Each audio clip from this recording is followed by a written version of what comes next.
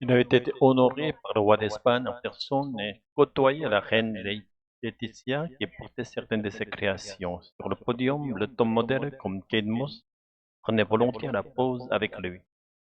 Isaac Andé, le fondateur de la marque Mango, l'homme le plus riche de Catalogne et la cinquième fortune d'Espagne. 15 000 salariés dans le monde et plus de 200 magasins en France, son 12e marché. L'accident de randonnée qui lui a coûté la vie était un meurtre. Les médias espagnols s'interrogent, et la police aussi. Il y a presque un an, Isaac Andic, 71 ans, faisait une chute mortelle d'une centaine de mètres dans les montagnes catalanes. Seul témoin son fils aîné Jonathan, avec qui il marchait. À l'époque, la piste accidentelle était retenue. Le monde espagnol des affaires pleure encore un homme visionnaire. Pour moi, c'est un grand malheur. Nous avons perdu un des grands patrons de Catalogne.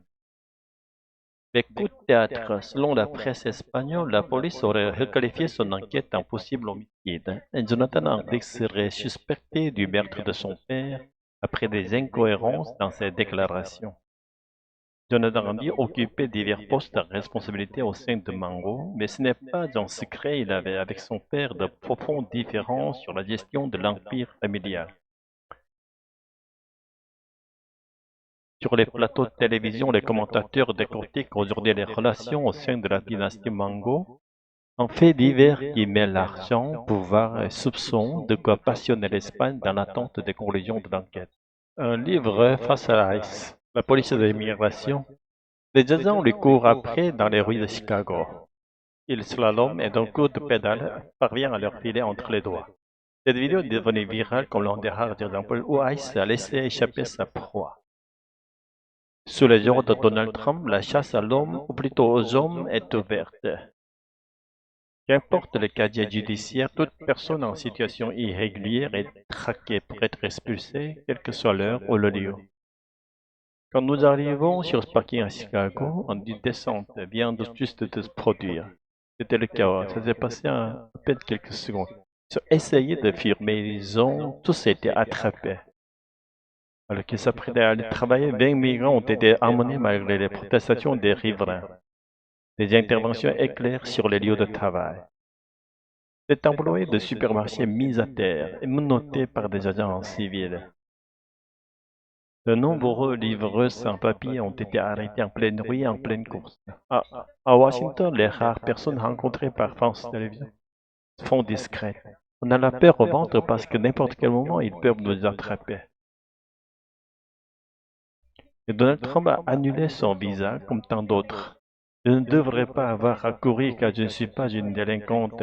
Mais bon, je veux éviter les problèmes. Alors oui, je fais demi-tour dès que je vois la police de l'immigration sur la route. Le virage est politique. La Maison Blanche elle-même a publié un montage vidéo où la traque des illégaux est décrite comme un jeu. Migrants comparés à des Pokémon. Alors, quand la police de l'immigration débarque, c'est le sauve qui peut. Sur les images, on voit un homme s'enfermer en catastrophe chez lui. La police a ses trousses. Quand ils ont essayé de forcer la porte, je me suis mise comme ça, pour la bloquer de tout mon poids. Ma femme est tellement anxieuse qu'elle n'arrive plus à dormir.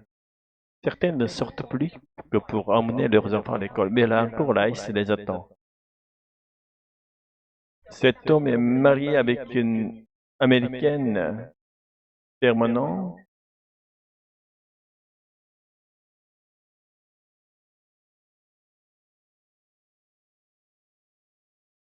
À Washington, devant cette école, des agents ont été repérés à plusieurs reprises en train de patrouiller.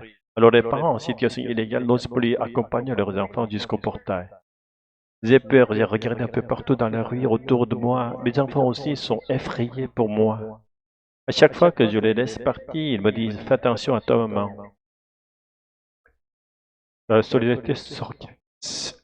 Les bénévoles se relaient pour scouter ces enfants jusqu'en classe. On veut vraiment faire quelque chose pour les aider. Ce ne sont pas les voleurs de l'Amérique. Nous sommes une nation d'immigrés. Selon les derniers sondages, une majorité des Américains considèrent que la police de l'immigration va aujourd'hui trop loin dans ses méthodes. Depuis l'investiture de Donald Trump, 400 000 personnes ont été expulsées des États-Unis. Près de 65% d'entre elles avaient un casier judiciaire vierge. Éclaboussé par une pluie de scandales, le prince Andrew a renoncé aux derniers honneurs de la vie royale. Il nie le titre de duc, terminait les habits de la monarchie, le frère du roi Charles serait presque un sujet normal. Je pense que c'est une bonne chose. Il se retire, il ne reste pas comporté comme un membre de la famille royale, il ne devrait disparaître dans l'obscurité. Au cœur des scandales, le témoignage d'une femme, Virginia Giff, la voici à 17 ans avec le prince Andrew qui l'accuse des relations sexuelles. Apparaît ce mardi. Il se comportait comme s'il avait des droits sur moi, comme s'il croyait que coucher avec moi avait été son droit de naissance. Lui a toujours nié les faits et a su que les relations se déroulaient dans les résidences du commerce sexuel. Jeffrey Epstein. Andrew, c'est l'histoire des fils préférés de sa mère, la reine Elisabeth. Un beau pilote d'hélicoptère dans l'armée, puis un mariage, un divorce avec Sarah Ferguson, dite Fergie, photographié par un tabloïd avec son amant américain à ses pieds. Plus récemment, le prince Andrew a été épinglé pour sa proximité avec un homme d'affaires chinois, accusé d'espionnage par les services secrets britanniques. Il met la famille royale dans une situation de faiblesse. C'est vraiment la brebis galeuse de la famille royale. Donc désormais, il devient le paria. Selon la presse britannique, le renoncement d'Andrew aurait été largement influencé par deux hommes, le prince William et le roi Charles. Le roi est dissatisfait de cette décision. Dans les Hautes-Alpes, les veaux sont prêts à être engraissés. Coup de massue, Germinebon ne pourra pas les exporter vers l'Italie comme prévu la semaine prochaine. On pourrait les expédier la semaine prochaine, même demain, si on le souhaitait. Et à l'heure actuelle, à cause de la situation sanitaire en France, ils sont bloqués chez nous. Une suspension pendant 2 semaines à cause de la dermatose nodulaire. Et elle tombe au plus mal pour l'éleveur en plein pic des ventes vers l'Italie et l'Espagne. On a peur que ce soit plus de 15 jours, on a peur qu'il y ait d'autres cas qui se déclarent en France, on a peur que la maladie arrive, on est dans une incertitude, on ne sait pas du tout où nous allons. Ici, aucun troupeau n'a été touché par la maladie, le foyer le plus proche se trouve à des centaines de kilomètres. Et pourtant, le département, comme toute la France, est concerné par ces restrictions. On paye alors qu'on est indemne pour l'instant, mais aujourd'hui, à l'échelle nationale, nous sommes bloqués alors que nous ne sommes pas impactés. Principe de précaution selon le ministère de l'Agriculture, car la dermatose nodulaire gagne du terrain. Ces dernières semaines, des foyers ont été détectés dans des régions jusque-là épargnées. 3 dans le Jura, 3 dans l'Ain, 1 dans le Rhône et 3 dans les Pyrénées-Orientales. Cet élevé lorrain redoute des répercussions sur des prix au moment de la reprise des transactions.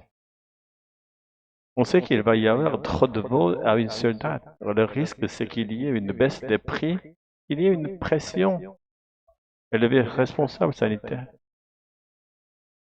Les exportations devraient reprendre.